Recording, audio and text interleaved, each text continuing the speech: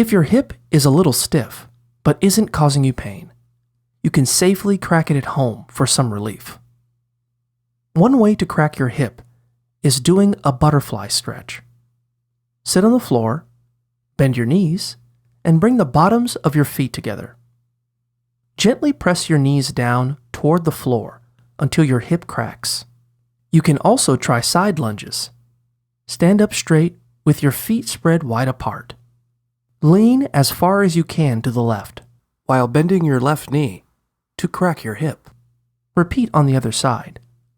One thing you can try is getting into pigeon pose. Start on your hands and knees.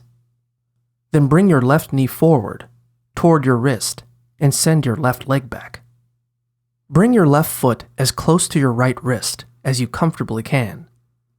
Lean forward and rest your forearms on the floor. Repeat on the other side.